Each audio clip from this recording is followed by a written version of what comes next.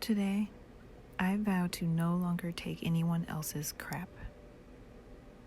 And yes, that includes people who love me and have no clue who they're messing with.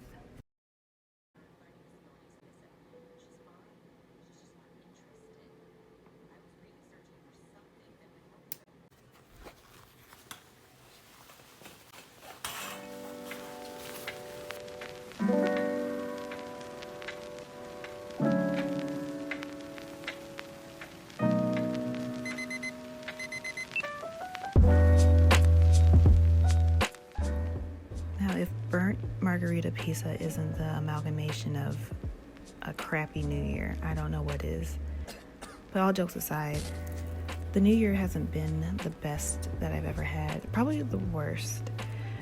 It started in December, and just having bad news after bad news hit you over and over, and then trying to control anything in your life and having that be met with failure after failure just kind of gets you down and defeated. At this point, I just stopped everything. I lost interest in my business. I lost interest in anything remotely fun for me in the past, and I just kind of wallowed in it for over a month. I'm at the end of January as I record this, and I'm just now getting back on my feet. But it's really important to realize when you're ready to take a hold of your life that it is your responsibility to be the change you wish to see in your world. But before I realized that, and before I could even see that being a possibility for myself, I ate my weight in Oreo cereal and salt. I moped, and I tried really hard to realize that when you're in a really just crappy place, sometimes even trying to force yourself to give yourself grace is too much work. Sometimes you have to sit in it and try again the next day and the next day and the next day.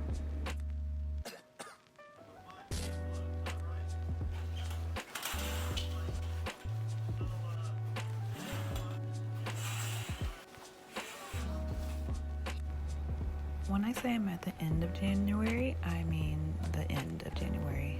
As I finish up this vlog, it's the 31st, and it's still a bit of a struggle to, show up for myself or figure out what I even want to do. I guess that's that losing interest part of depression that just kind of creeps around. But even though I'm in a place of uncertainty, I do know for sure that when you don't know what to do or you're not in the mood to do anything at all, it's great to at least keep in mind and be aware of the stories we tell ourselves that doesn't serve us and doesn't add to the equation of what we faintly hope our life can become. We forget to celebrate what we can do and what we have done and what is coming through. There is a business coach that I love named Coraline, and she celebrates everything, and that's something I forget to do. Take this moment, for instance. It may just look like a normal day where you wash your face and brush your teeth, but it's something that I have let fall to the wayside because I just mentally am not there for anything. But instead of looking at it as something that is just a chore and another thing I have to do, I could look at it as, hey, I did it. I actually got up, washed my face, and brushed my teeth, took care of my skin, took care of myself. And that's something to celebrate.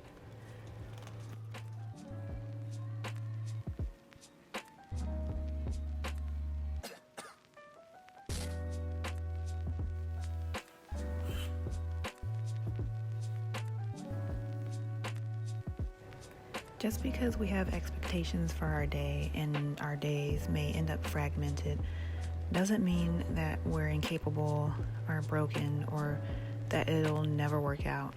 We have to take into account, say it with me, that we're human and our moods will fluctuate, our experiences change, and setting up expectations on how we believe the future absolutely should turn out just sets us up for disappointment.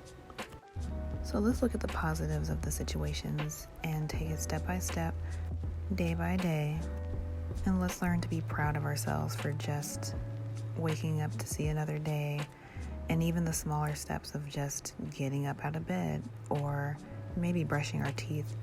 All of these can be considered celebrations, but we've taught ourselves that if we're not making big splashes and taking big, gigantic actions, then it's not worth celebrating. If we start to focus on what we're doing the best that we're able to achieve, and even if it's the smallest things, even if it's a new follower on Instagram or going to bed early, all of it should be celebrated just as big as our biggest celebrations. Well, okay, maybe not that big, because I don't think you walking to the communal mailbox calls for a dinner at Fogo de Chao and having a 5-tiered cake made for the occasion. But acknowledgement does. Be aware and acknowledge the fact that you are doing the best that you can, and give yourself grace during the times when you aren't where you ideally want it to be, even if you start to release the expectations of what you wish your life looked like or what you wish you were doing within the moment or the day, the month or the year. And just learn to be present with where you are now and what you're experiencing now. Don't worry, I'm going to work on taking my own advice. In the pursuit of constantly wishing for more, I never see enough in what I'm living in now, and that is not healthy. Not noticing the joy that I do experience in my darker days isn't doing me any favors. We need to ask ourselves more and more if the thoughts that we have cycling over and over in our heads serves us, if it's helping us become the person we desire to become. We need to replace some of this talk into I deserve to take care of myself, to find joy in this moment, to commit to a life worth living, to try that thing you've been scared to try. I'm 1,000% over the word consistency.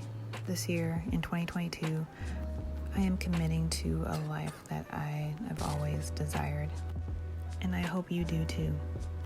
Thanks for coming to my TED Talk, and I'll see you in the next one. Okay, I love you. Bye-bye.